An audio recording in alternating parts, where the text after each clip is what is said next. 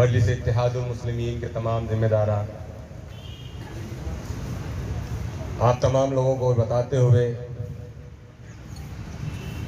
कि पिछले तकरीबन 6-8 माह से पूरे महाराष्ट्र को जलाने के लिए महाराष्ट्र की सत्तारूढ़ पार्टी खासतौर से बीजेपी एड़ी चोटी का जोर लगाए हुए है।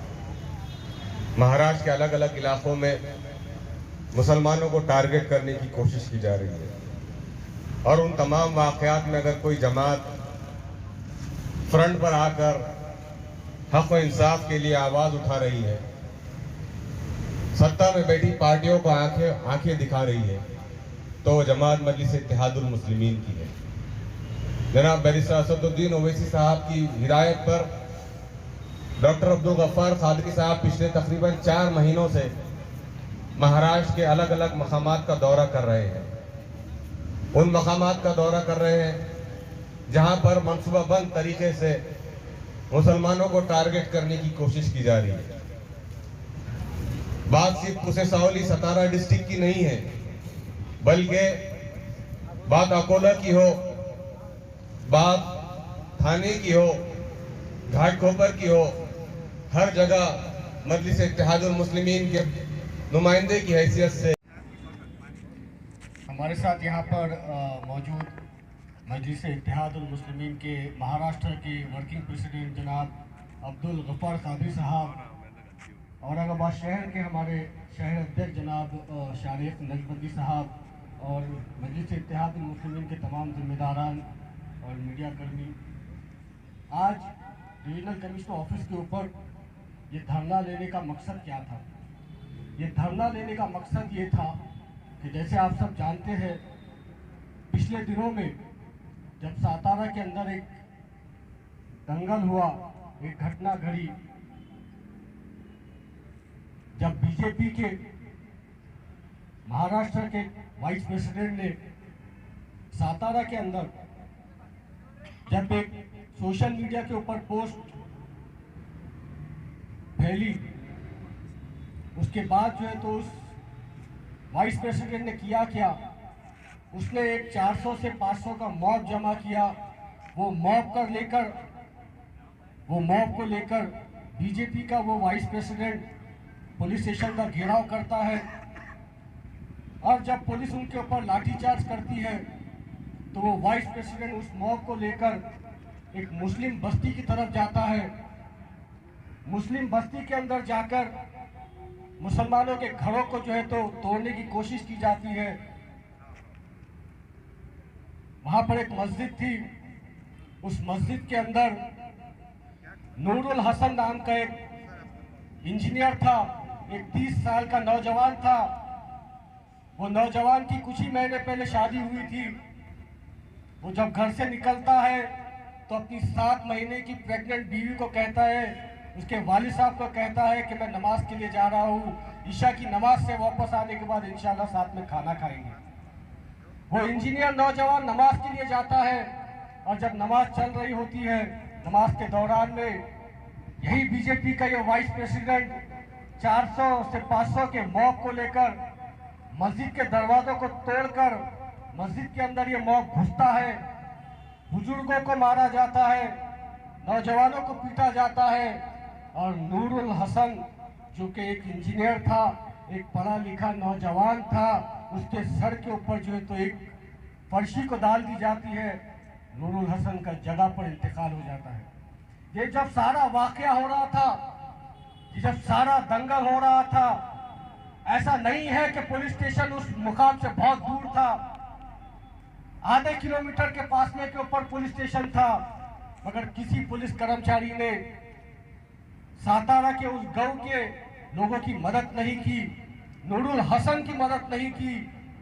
कई सारे ऐसे बुजुर्ग थे जिनको पीटा गया, इंजर्ड हुए, टाके लगे, मगर जब भी एक वाकया हुआ था कि किसी दाढ़ी और टोपी वाले को ढूंढ ढूंढ कर मारा था, और ऐसे कई बेशुमार वाकयात है जिसके अंदर जानबूझकर उत्तर प्रदेश में भी आप देखेंगे दलितों को और मुसलमानों को निशाना बनाया गया।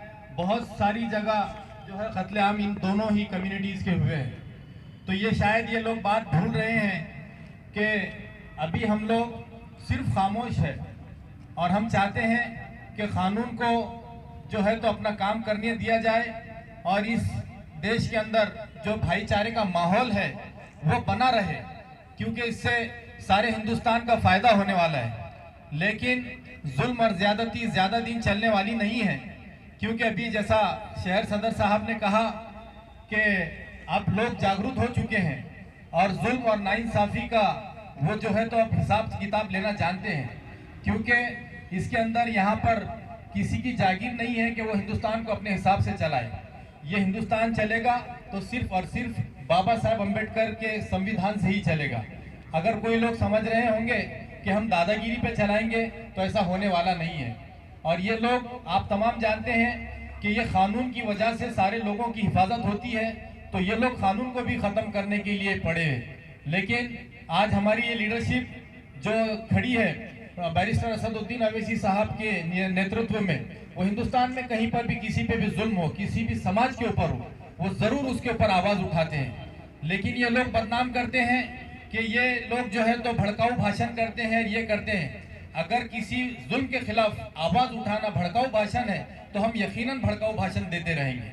मैं आप तमाम को और ख़ास तौर पे हमारे डॉक्टर अब्दुल गफ्फार खादरी साहब को ये शुक्रिया अदा करूंगा कि आज उन्होंने एक हिंदुस्तान के एक कोने में महाराष्ट्र के वहाँ पर एक नौजवान का कत्ल हुआ, वहाँ पर जाकर उन्होंने नुमाइंदगी की, वहाँ के आला पुलिस अफसरान से मुलाकात की और ये उन्होंने यकीन दिलाया। आज हमने डिविजनल कमिश्नर साहब के पास पार्टी के तमाम जिम्मेदारों के साथ एक निवेदन देने का तय किया है। बात सतागा के खटाव तालुके के पूसी सावगी गांव की है, जहां पर एक साजिश के तहत एक मंसूबाबंद तरीके से भारतीय जनता पार्टी के प्रदेश के उपाध्यक्ष विक्रम पावस्कर और उनकी टोली ने मस्जिद में घुसकर एक नौजवान को शहीद किया।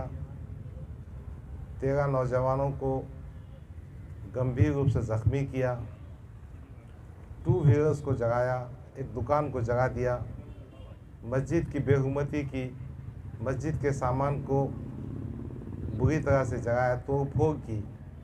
और इस सिलसिले में 2 निवेदन, एक 22 अगस्त को, एक 8 सितंबर को वहाँ के मुकामी बाशिंदों ने दिया था और यह घटना अभी 10 सितंबर को। तो हमारा कहना यह है कि सतारा पुलिस पूरा जिम्मेदार है। उनकी गफलत की वजह से या कहीं ना कहीं इन दंगाइयों के साथ उनकी साठ-गांठ होने की वजह से ये वाक़या पेश आया। तो हम एक निवेदन दे रहे हैं और हम हुकूमत से मांग करते हैं, बैरिस्टर असदुद्दीन अवैसी साहब ने और मुझने, हमारे 2 MLA जो हैं मुफ्ती इस्माइल साहब, फारूक शाह साहब, इनसे बात की है। असेंबली के सेशन में इस मसले को उठाएंगे। ज़रूरत पड़ी तो राज्यपाल, मुख्यमंत्री, गृह मंत्री के पास जाएंगे और इसके बाद भी मसला हल ना हो तो इंशाअल्लाह ताला हम हाई कोर्ट और सुप्रीम कोर्ट के दरवाजे खटखटाएंगे। एक ही बात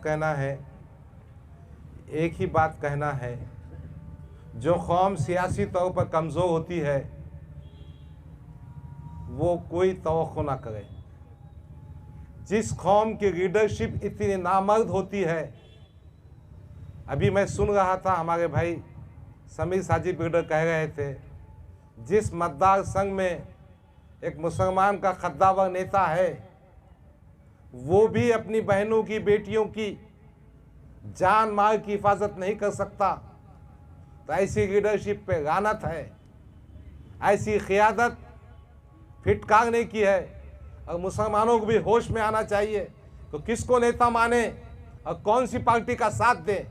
बहरहाल ये संदेशा मैं आपके माध्यम से देना चाहता हूँ। शुक्रिया, खुदा हाफिज़, अस्सलाम वालेकुम।